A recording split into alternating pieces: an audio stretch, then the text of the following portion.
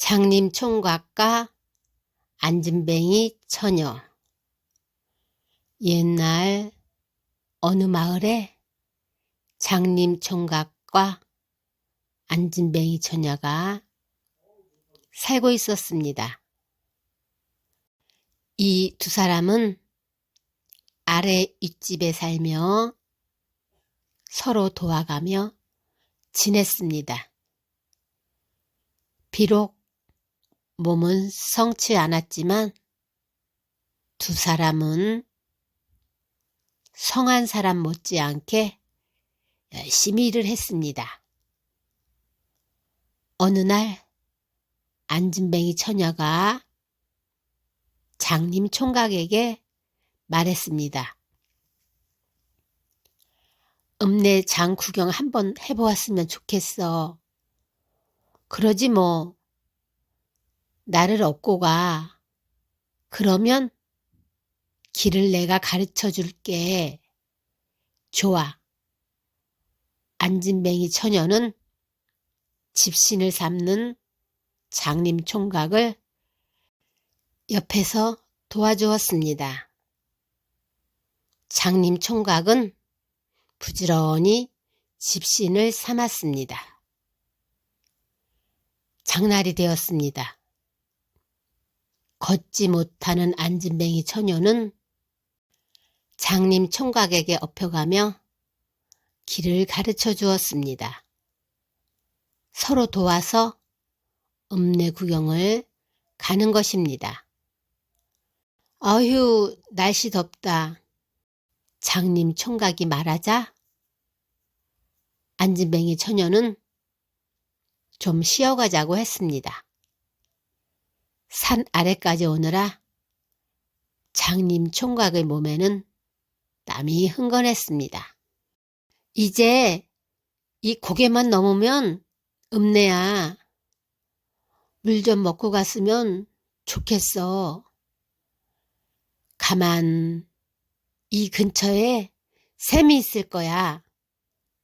안진뱅이 처녀가 주위를 살펴보았습니다.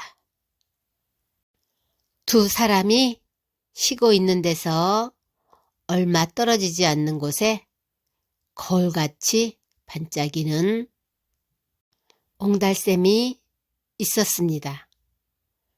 저기 샘이 있어. 어서 나를 업어. 장림 총각은 안진뱅이 처녀를 업고 물이 가득 고인 옹달샘으로 갔습니다. 내려줘. 물 떠줄게.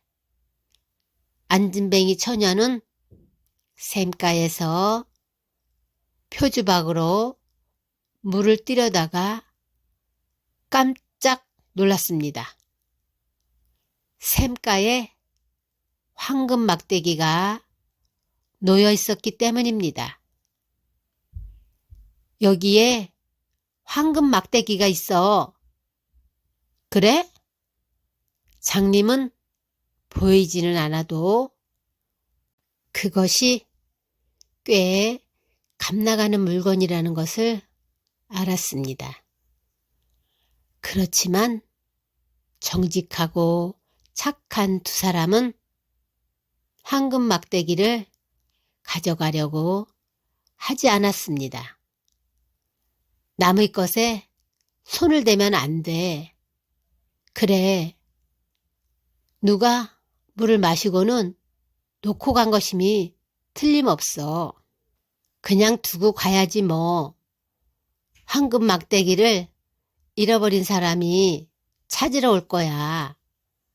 장림 총각과 안진뱅이 처녀는 그냥 샘물만 마시고 돌아섰습니다.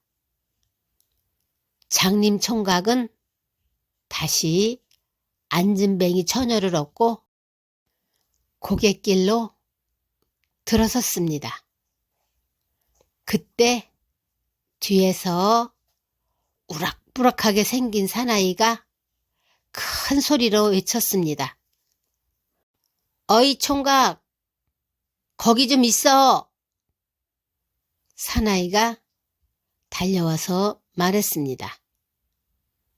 총각은 장사인 모양인데 처녀만 얻고 고개를 넘지 말고 나도 좀 업어주어. 안 됩니다. 이 처녀는 걷지 못합니다. 장님 총각이 말하자 사나이는 생떼를 썼습니다. 잔소리 말고 업으라면 업어. 길은 내가 가르쳐 줄게. 그러자 장님 총각에게 업힌 안진뱅이 처녀가 사나이에게 말했습니다. 어르신께 한 가지 여쭤볼 게 있습니다. 무엇을? 저희가 샘에 가서 물을 마시려고 하는데 황금 막대기가 있는 것을 보았습니다. 혹시 그것을 잃어버려서 화가 나신 것은 아닙니까? 황금 막대기? 사나이는 귀가 번쩍 뛰었습니다. 네, 샘가에 있는 것을 그냥 두고 왔습니다. 잃어버린 사람이 찾아가라고요. 그거 내 거야. 사나이는 샘이 있는 곳으로 뛰어갔습니다. 샘가로 간 사나이는 주위를 두리번거리며 찾아보았지만 황금 막대기는 보이지 않았습니다. 물을 떠먹으려고 하자 구렁이 한 마리가 혀를 날름거리며 나타났습니다. 에이, 재수없어. 사나이는 손에 든 지팡이로 그 구렁이를 냅다 후려갈겼습니다. 구렁이는 두 동강이 나버렸습니다. 사나이는 머리끝까지 화가 났습니다. 그 두 사람이 나를 속였군. 가만 놔두지 않을 테야. 그 길로 사나이는 고갯길을 향해 숨을 헐떡거리며 올라갔습니다. 장님 총각은 안진뱅이 처녀를 얻고 고갯길을 올라가고 있었습니다. 이보라고, 황금 막대기가 어딨다고 그래? 나를 속였지? 사나이는 장님 총각과 안진뱅이 처녀를 마구 때렸습니다. 어르신, 저희들이 가서 황금 막대기를 찾아오겠습니다. 안진뱅이 처녀가 말했지만 사나이는 들은 척도 안 했습니다.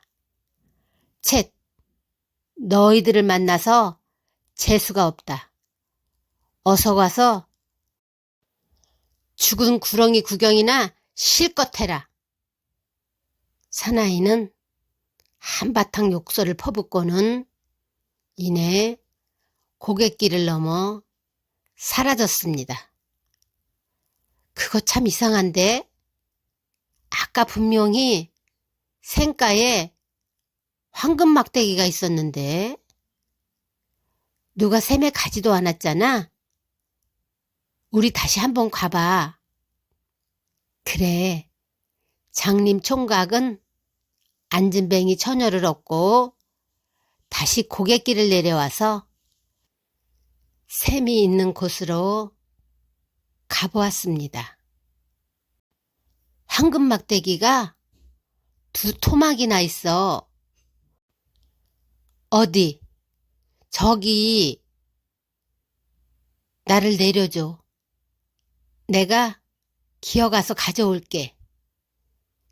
안진뱅이 처녀는 장님 총각의 등에서 내리자마자 다리가 펴졌습니다. 안진뱅이 처녀는 저도 모르게 걸어가서 두 토막난 황금 막대기를 주워왔습니다. 어머, 내 다리가 펴졌어! 안진뱅이 처녀가 외쳤습니다. 정말이네? 내 눈도 떠졌어. 장님 총각은 안진뱅이 처녀의 다리가 펴진 것을 보려다가 눈을 번쩍 떴습니다. 우리 이것을 가져다가 임자를 찾아주자. 그래. 눈을 뜬 장님 총각은 다리가 펴진 안진뱅이 처녀와 나란히 고갯길을 넘어서 장으로 갔습니다. 황금 막대기를 잃어버린 분 안 계십니까? 총각이 치며 돌아다녔습니다. 처녀는 두 토막난 황금 막대기를 치마 속에 감추고 따라다녔습니다. 내가 잃어버렸소. 어느 욕심쟁이 영감이 나타났습니다. 어떻게 생겼습니까? 어떻게 생기긴 막대기처럼 길다랗게 생겼지. 얼마만큼 큽니까? 이만큼. 아닙니다. 총각과 처녀는 또 황금 막대기를 잃어버린 사람을 찾아 돌아다녔습니다. 그러나 하루 종일 장을 돌아다녀 보아도 진짜 임자가 나타나지 않았습니다. 저녁 때 황금 막대기가 제 것이라는 양반이 나타났습니다. 황금 막대기가 얼마나 큽니까? 이만큼. 맞긴 맞는데요. 처녀가 치마 속에서 두 토막난 황금 막대기를 꺼내어 보였습니다. 그러자 그 양반은 욕설을 퍼부었습니다. 이게 무슨 황금 막대기야? 나무 토막을 가지고. 사람을 놀리네. 그 양반은 창피당한 사람처럼 황급히 도망쳐버렸습니다. 옆에서 구경하던 사람들도 배를 잡고 웃었습니다. 나무 토막을 가지고 황금 막대기라고 하는 바보도 다 있네. 허허허, 정신이 돌았군. 총각과 처녀는 둘이 서로 보고 눈을 휘둥그렇게 떴습니다. 이거 분명히 황금 막대기지? 응. 그런데 왜 사람들 눈에는 그냥 막대기로만 보이지? 글쎄, 총각과 처녀는 황금 막대기의 임자를 찾느라고 하루 종일 장터를 돌아다녀서 이제는 잘 보고 잘 걸었습니다. 집으로 돌아올 때는 둘이서 신나게 뛸 수도 있었습니다. 그 뒤 총각과 처녀는 결혼하여 아주 행복하게 잘 살았습니다. 두 토막난 황금 막대기를 팔아서 큰 부자가 되었냐고요? 아닙니다. 임자를 찾아주려고 애를 썼으나 모두들 황금으로 보이지 않아서 나중에는 임자가 찾아가라고 샘가에 꽂아 놓았습니다. 황금 막대기 두 토막은 그 뒤 잎이 나고 줄기가 뻗어내려 커다란 나무로 자라났습니다. 사람들은 그 나무 그늘에서 쉬어가며 샘물을 마셨습니다. 혹시 생가에서 노란 잎이 돋아난 나무를 본 적 있나요? 만일 그것이 황금으로 된 나무로 보인다면 사람들이 벌써 앞다투어 뿌리채 뽑아갔을 것입니다. 소년과 하늘나라 복숭아. 옛날 어느 산골에 한 소년이 나이 많은 아버지와 살고 있었습니다. 그런데 아버지가 알아누워 일어나지를 못했습니다. 소년이 온갖 약을 다 구해 써보았으나 아버지의 병세는 조금도 좋아지지 않았습니다. 내가 죽으면 어린 너 혼자 어떻게 살겠니? 아버지는 늦게 둔 아들을 걱정했습니다. 아버지, 지성이면 감천이라고 하지 않았습니까? 아버지의 병환이 낫지 않는 것은 제 효심이 모자라기 때문인 줄로 압니다. 한번 지성으로 하늘에 기도를 드려보겠습니다. 소녀는 마지막으로 뒷산 폭포 아래에서 기도를 드리기로 마음먹었습니다. 그러면 아버지의 병환이 씻은 듯이 나을 것 같았습니다. 소녀는 날마다 정오 때만 되면 뒷산으로 올라가 폭포물에 몸을 깨끗이 닦고 편편한 돌 위에 앉아 기도를 드렸습니다. 아버지의 병환이 낫게 해달라고 두 손 모아 빌었습니다. 하느님, 제 아버지의 병을 낫게 해주세요. 그런지 이랬째 되는 날 소녀는 폭포 위에서 눈부신 빛이 쏟아져 내리는 것을 보았습니다. 하느님, 이윽고 비단 옷 한 벌이 소년 앞으로 날아 내려왔습니다. 소년은 비단 옷을 주워 보았습니다.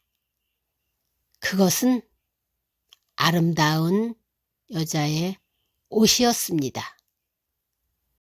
누가 폭포 위에서 옷을 벗어놓고 목욕을 하는구나.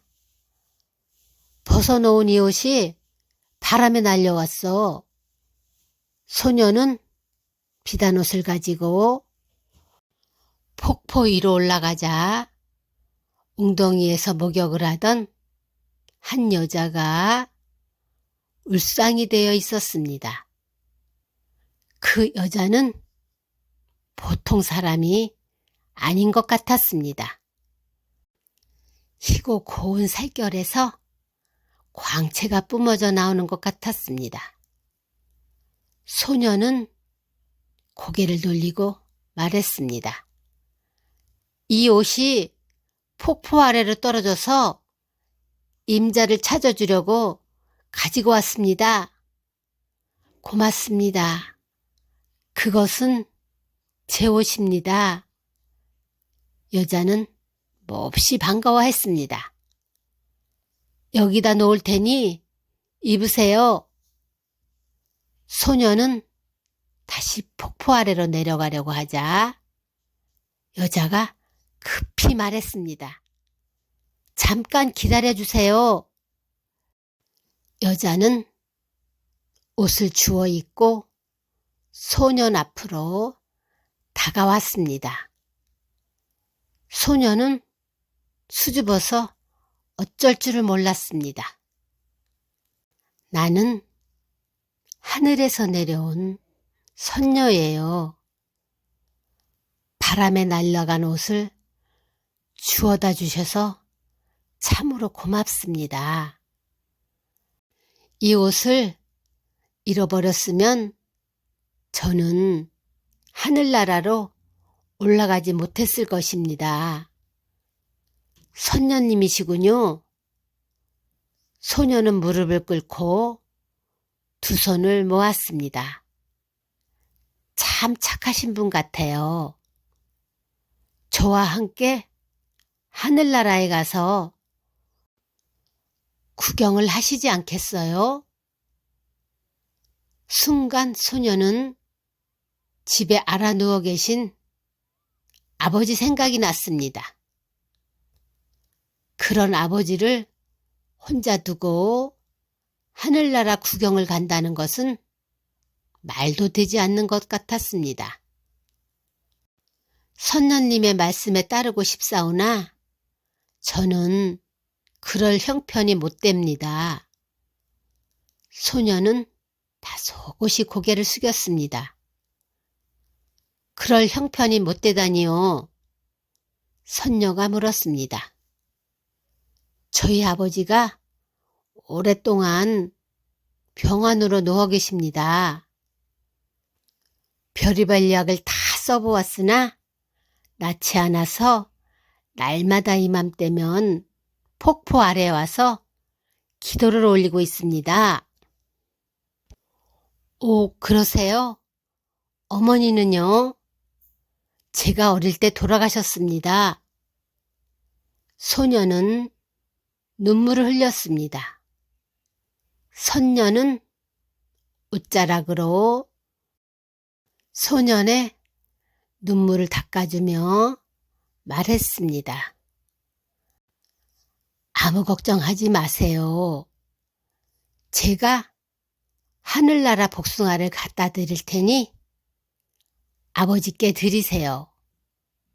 그것을 잡수시면 병환이 곧 나을 겁니다. 말을 끝내자 선녀는 하늘을 우러러 두 팔을 벌렸습니다. 그러자 갑자기 하늘에 오색 구름이 일더니 아래로 내려오기 시작했습니다. 이윽고 선녀는 구름을 타고 하늘나라로 올라갔습니다. 이튿날도 소녀는 그 자리로 가서 기도를 올렸습니다. 그러자 눈부신 빛이 주위에 번쩍이고 오색 구름이 나타나 소년의 머리 위로 두둥실 떠내려왔습니다. 구름 위에는 어제 소년이 옷을 주워다 준 선녀가 복숭아 2개를 들고 서 있었습니다. 착하고 정성이 지극한 효자 소년이시여. 이 하늘나라 복숭아를 가지고 가서 아버님께 드리세요. 선녀는 복숭아 2개를 소년에게 주고 다시 구름을 타고 하늘나라로 올라갔습니다. 고맙습니다, 선녀님. 고맙습니다. 소녀는 하늘나라 복숭아 2개를 받아들고 집으로 돌아왔습니다. 아버지, 이 복숭아를 잡수세요. 소녀는 하늘나라 복숭아를 아버지께 드렸습니다. 이게 웬거니? 아버지가 물었습니다. 소녀는 그동안 있었던 일을 자세히 이야기했습니다. 과연 내 효성이 끝내 하늘을 감동시켰구나. 아버지는 하늘나라 복숭아를 먹고 병이 깨끗이 나았습니다. 그리고 늦게 든 효자 아들을 더욱 아끼고 사랑하며 행복하게 살았습니다.